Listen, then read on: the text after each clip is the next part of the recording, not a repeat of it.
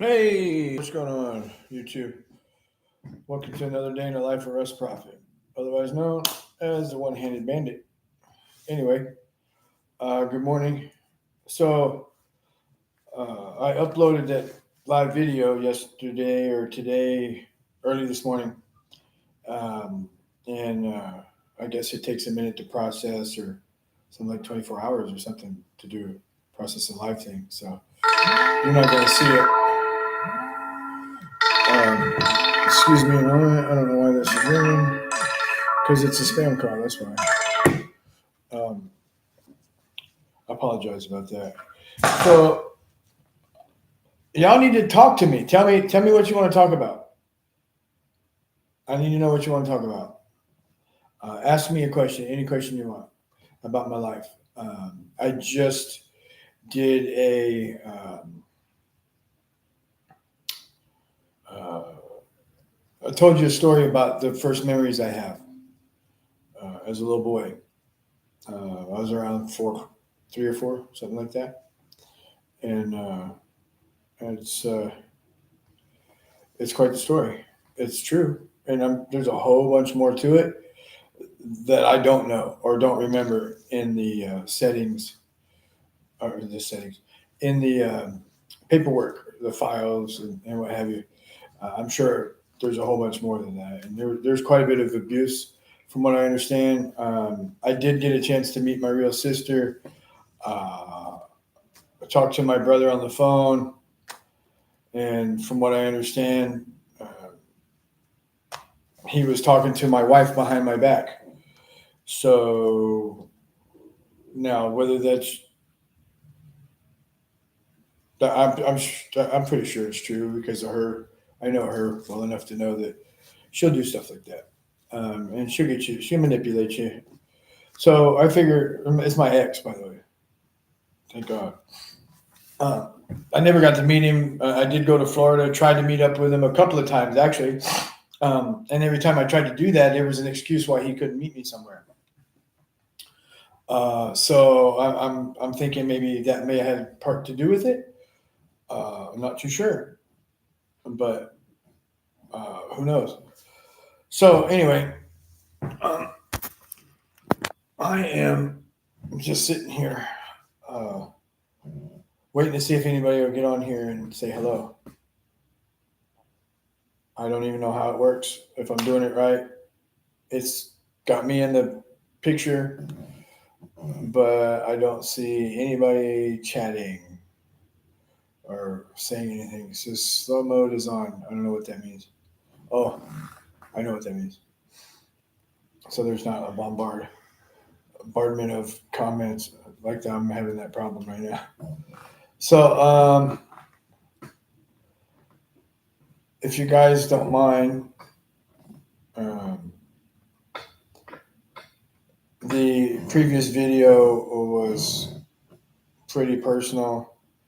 Um, I did. There's some things at the end that, uh, if you don't want to hear everything, you can skip to the end. Maybe there's something on there that would help you or somebody else. But um,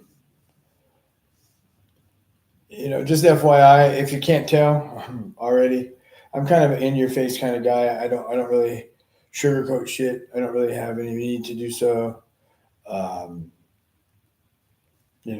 as far as YouTube's concerned, I've seen some pretty messed up things on there. So I'm thinking I'm not gonna get reprimanded or whatever the case may be. But um, I was watching some videos earlier, and I came across a video that I thought was, well, it was interesting, but it was, uh, I don't know. Anyway, let me say that there are some things that happen as a kid to a lot of people. I don't think mine's any worse than yours because mine's mine and yours is yours. My life as an adult is where the exciting shit happens. So um, if you guys want to ask me some questions, give me an idea where to start, because if you want me to start, there's so much I don't even know where to start. But let me see. Has anybody ever dealt with a bully when you were growing up? I really didn't have any bullies, but one. There's this kid named Happy. Oh, Happy Floating. Maybe you'll see this, man, and apologize for being a dick when you were a kid, but probably not. But this kid named Happy Floating came from,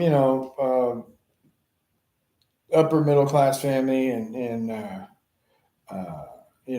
he was just an asshole. I remember I went to school one day, and there was this lady.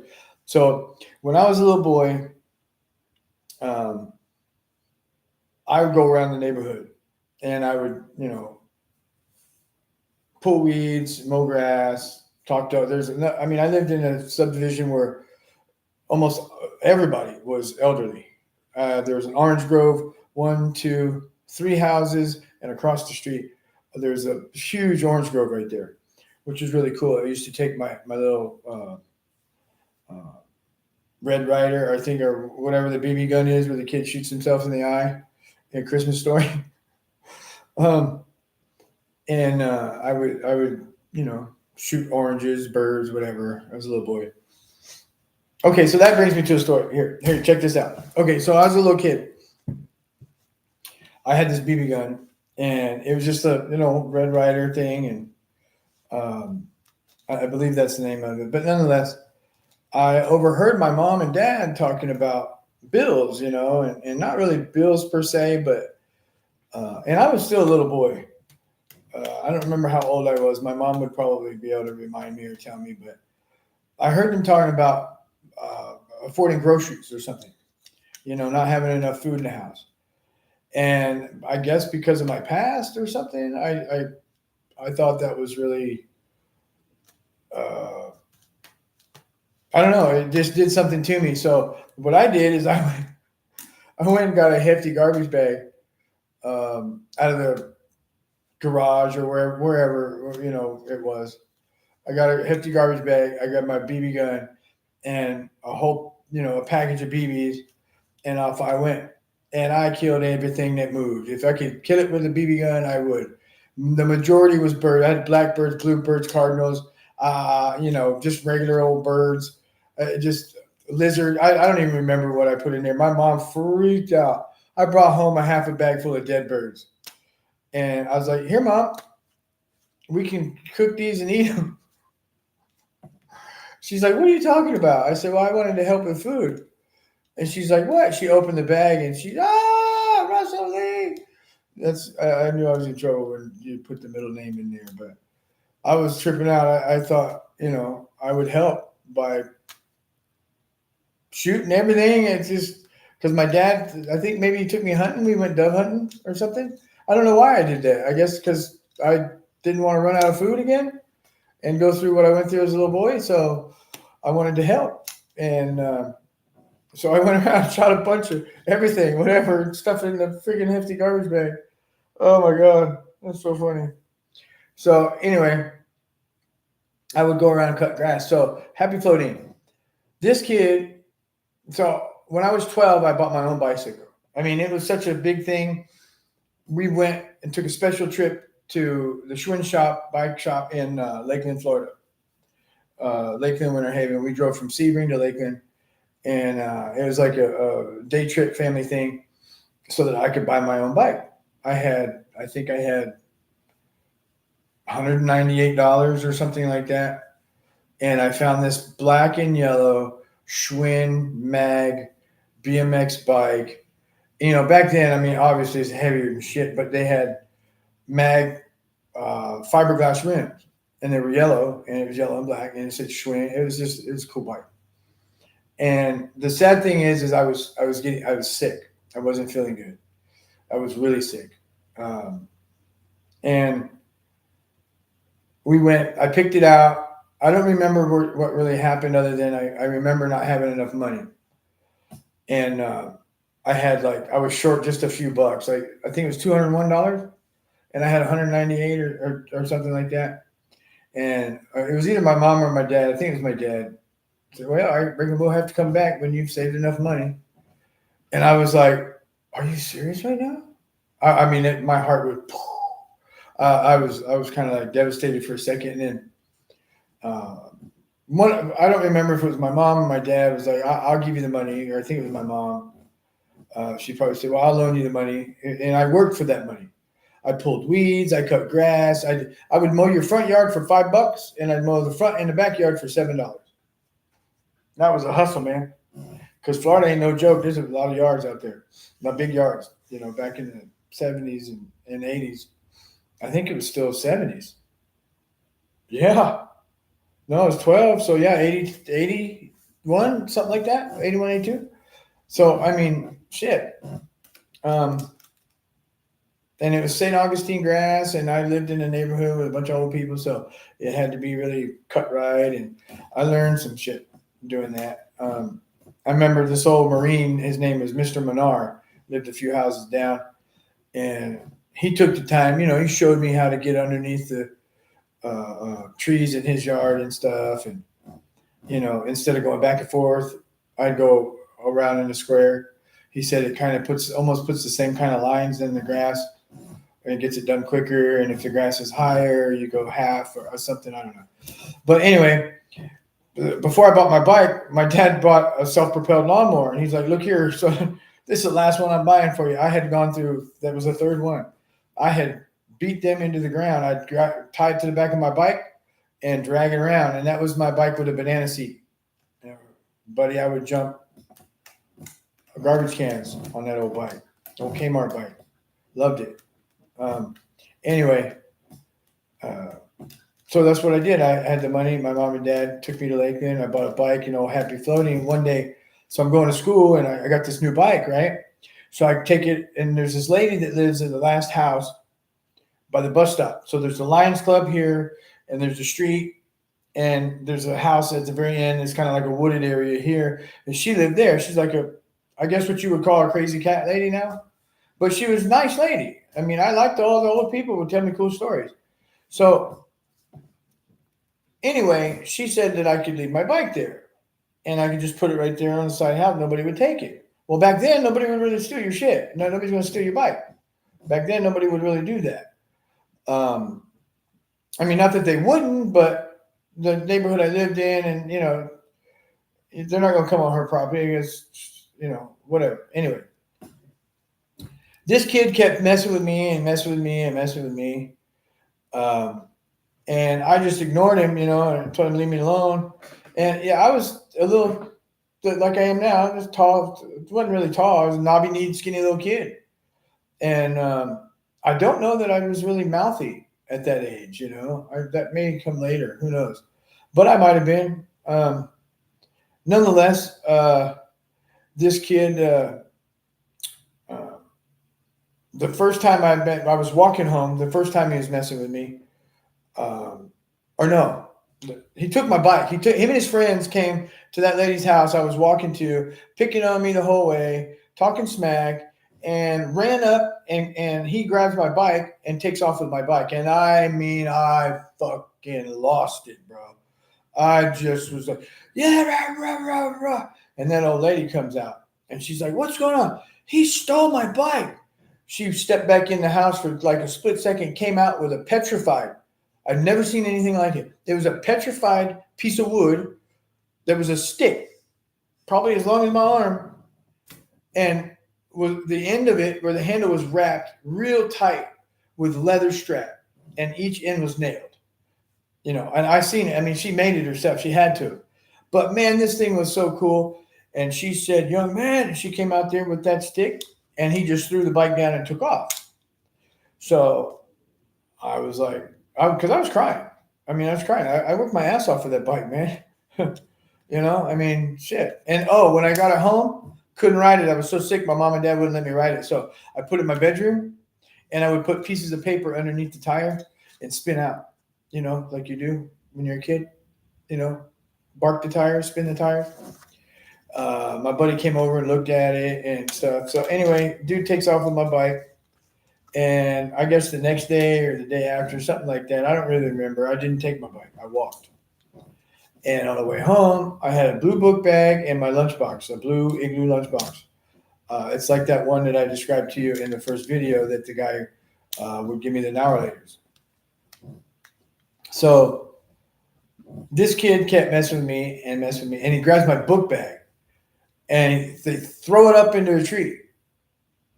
And I'm like, I don't give a fuck. I like climbing trees. It didn't really bother me. I said something to him, and I was a smart ass. I said something smart ass to him, I think, and he punched me in the face.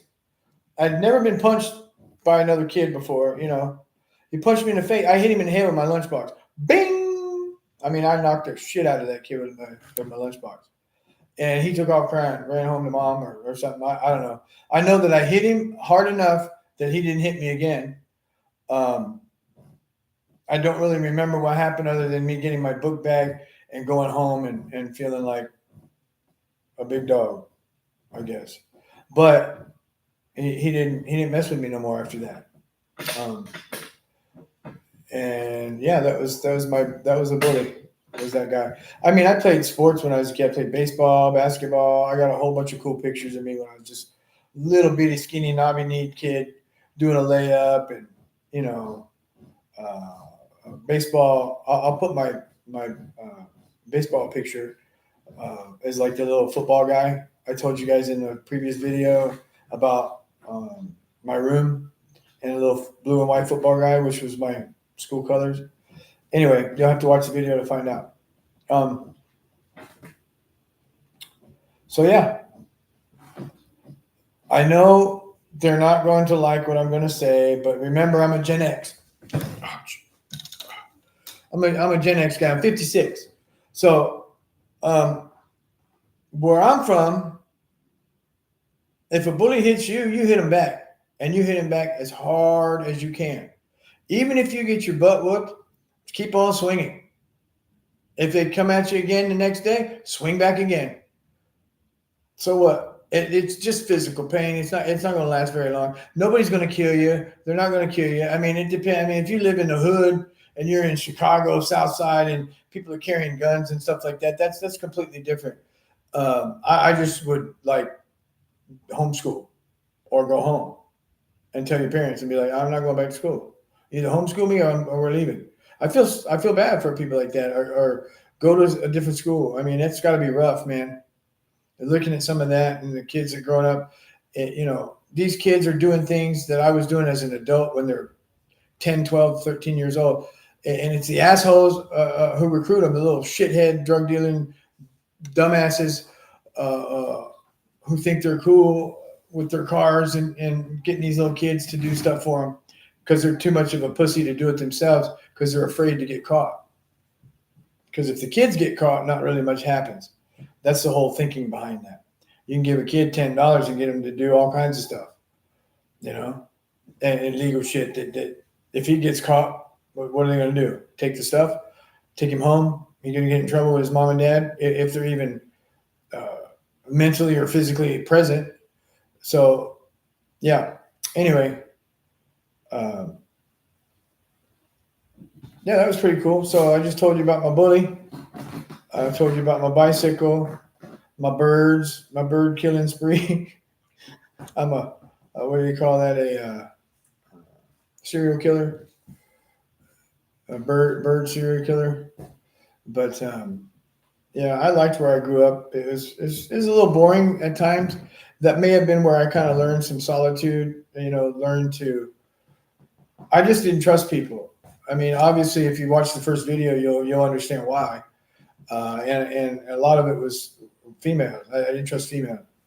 And most of my life, actually, until maybe 13 years ago, 14 years ago, I decided to do so. And yeah, that was fucked up.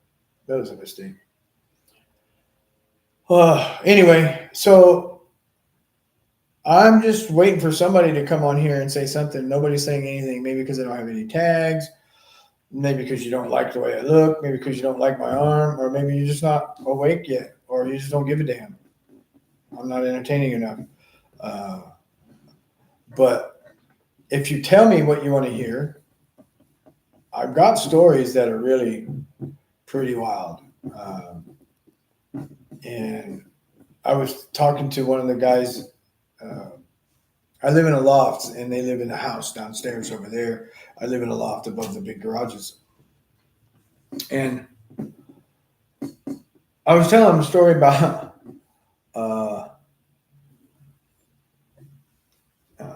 so I've been shot. I've been shot at I don't know how many times. I've been stabbed. I've been shot with a crossbow, or not a crossbow, a compound bow. I've been shot at with one of those. I've had the back window out of my vehicle shot out many times. As a matter of fact, right here in Sacramento, back in 91, 2, maybe 92, 93, somewhere like that.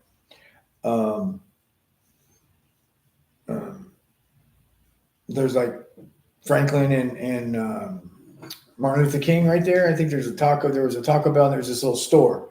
And behind that was all these little one story, like there's a neighborhood with a bunch of brick little buildings, and they had 2 or 3 apartments in one little building, maybe 2 apartments or something like that. I don't know what it's called. I don't know if that's necessarily called a project or what that's called, but they were all cookie cutter brick, and that's where you could go and buy stuff. And we used to do the slap and go. That's what I call it, slap and go, because it's hard. I'm trying not to talk like I used to, because I still got hood in me, and sometimes I want to talk like I used to, but I think it'd be inappropriate because of my skin color, unless you knew me. I'd get banned or some stupid shit like that for saying it. But for 27 years, I said it every other word because that's everybody else did. Everybody I was around did the same thing. So, and they weren't white. So, nonetheless, I do what's called slap and go. Because back then the brothers would, you roll up and you could wrap a $10 bill or a $1. You could have a $10 bill wrapped in like 2 $1 bills or something, and you'd be like, "Hey man, I need a 50." You show them the money, and there'd be like 4 or 5 brothers. Boom! Hey, check this out, man! I got the bomb, I got the cream, I got the this, I got the that. Well, hey man, let me see. And you go put the money up like that, and I have both my arms, obviously. Bah! Just slap them, and boop, boop. You gotta make sure you're parked the right way. And if they get in the way, somebody can run over. But I got shot at so many times. I mean, I literally got shot one time. I was driving, and I was in a Geo Metro, a little blue Geo Metro. Dude, you don't have to wait. You want to say hi to everybody? You want to say hi, Tonka? Come here. Here. This is Tonka. There's my Tonka. Look in there. Look here. Look here, goof. You see? Look, dude. Look. Say hi. Anyway, that's my buddy right there. What are you trying to get? So yeah, I did slap and go. Slap the bottom of her hand. There'd be rocks all over the car. And one time I'm driving this little Geo Metro, and I hit the alley. Right around the corner, there was like an alley between the buildings and stuff that you could go out. And I had already drove around and figured my way out. You know what I'm saying?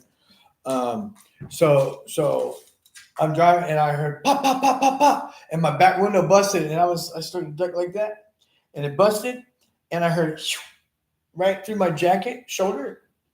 It hit the windshield somewhere up here because it bounced down.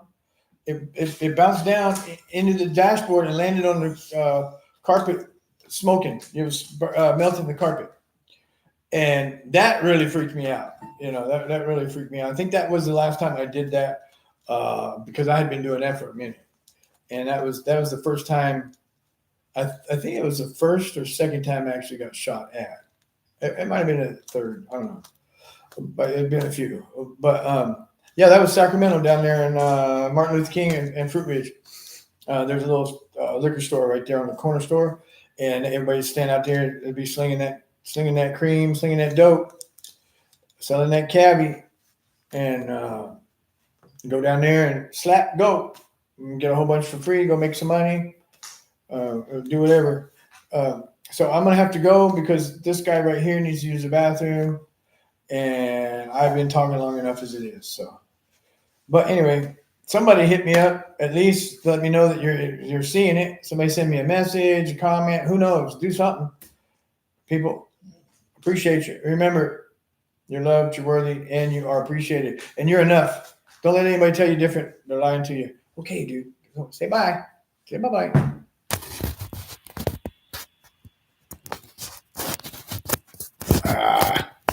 How you turn this thing out? Oh, shit. Where's that? There it goes. Okay, bye. See you later. Sorry. I'm learning. Deuces.